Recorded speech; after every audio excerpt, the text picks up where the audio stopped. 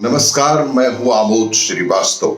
Amazing thought, amazing message, amazing information की दिशा में आज एक कदम और आगे। आज के इस दो चिंतन का विषय है जीवन का रथ और असीम है परमात्मा। आपको ये मेरा वीडियो अच्छा लगे तो लाइक करें, शेयर करें और लाल बटन दबाकर सब्सक्राइब अवश्य करें। साथ ही बेल आइकन दबाना बिल्कुल ना भूलें। कोविड के संदर्भ में जब तक दवाई नहीं तब तक कोई ढिलाई नहीं।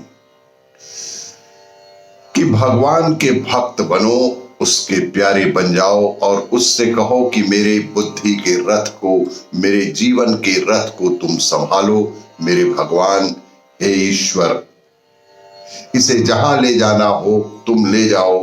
मैंने तो अपना रथ, अपने जीवन का रथ तुम्हें अर्पित कर दिया है। शास्त्रों में कहा गया है कि यह बात निर्विवाद है और निश्चित रूप से सत्य है कि जब तुम्हारे जीवन रथ को चलाने वाले भगवान हो जाएं, तब अगर सारा जमाना भी तुम्हारे विरोध में खड़ा हो जाए तो भी तुम्हारा कुछ बिगड़ने वाला नहीं है। यह सार्वभौम सत्य है कि यदि आपके जीवन की नैया पार कराने श्री राम ही खड़े हो जाए तो आपका कोई भी कुछ बिगाड़ नहीं सकता।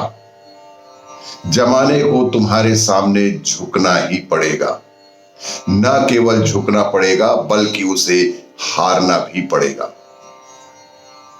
यह बात ध्यान रहे कि आप अपने मन में यह बात लेकर के न चलना कि मुझे अमुक व्यक्ति को, इस दुनिया को झुकाना है। दुनिया को नहीं झुकाना वरन अपने को झुकाना है।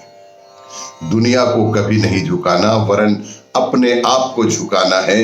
यह बात गांठ बांध लो कि खुद को झुकाने से ही अपने मालिक को पाया जा सकता है।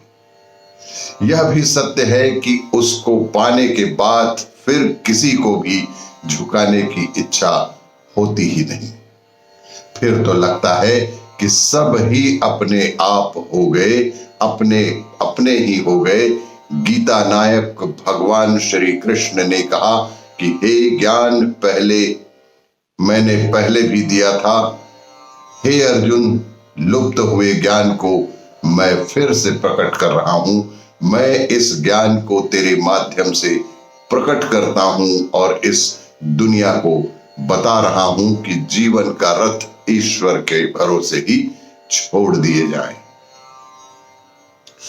आज के दूसरे चिंतन का विषय है असीम है परमात्मा। परमात्मा एक है, उसके नाम अलग अलग हैं। उस परम शक्ति को पहचाने। ईश्वर में किसी तरह का कंपन नहीं है, लेकिन उसका कंपन सारे संसार में दिखाई देता है। हमें लगता है भगवान हमसे बहुत दूर है, लेकिन दूर नहीं, वह हमारे बेहद निकट हैं। जो व्यक्ति सारे प्राणी मात्र में अपनी जैसी आत्मा का अनुभव करता है, उसे संसार में न किसी के बिछुड़ने का दुख होगा और उसे सब से एक ही रूप दिखाई देगा। उस व्यक्ति को सभी में एक ही रूप दिखाई देगा।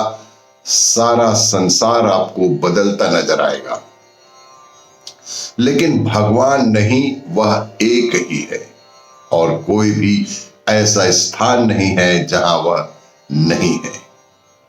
सबके कर्मों का लेखा जोखा रखता है, सभी को भोजन पानी देता है। गरीब की, अमीर की, छोटे की, बड़े की, सबकी सुनता है। इसलिए कुछ लोगों ने भगवान के रूप को अलग अलग तरह से चित्रण किया है। गणेश जी की प्रतिमा को आप देखेंगे तो आपको सूंड नजर आती है। बनाने वाले शिल्पी ने जिस समय गणेश की प्रतिमा बनाई, उसके सामने एक भावना थी। उसने सोचा कि मेरा भगवान वो है जो सबकी सुनता है। उसके कान छोटे नहीं, बहुत बड़े बड़े होते हैं। तो जब उसने भगवान के कान बनाने शुरू किए तो छोटे नहीं अपितु बहुत बड़े कान बनाए। कान बड़े बना दिए, लेकिन फिर उसने सोचा कि भगवान तो ऐसा है कि सबके कर्मों को देखता भी है और लगता है नहीं देखता। परमात्मा के एक नहीं असंख्य नाम है, जैसे जैसे गुण और जैसा जैसा भाव।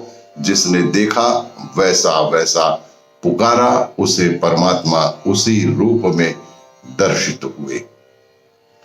आपको ये मेरा वीडियो अच्छा लगे तो लाइक करें, शेयर करें और लाल बटन दबाकर सब्सक्राइब अवश्य करें। किसी भी सार्वजनिक स्थल में जाने पर 2 गज की दूरी और मास्क है जरूरी। धन्यवाद।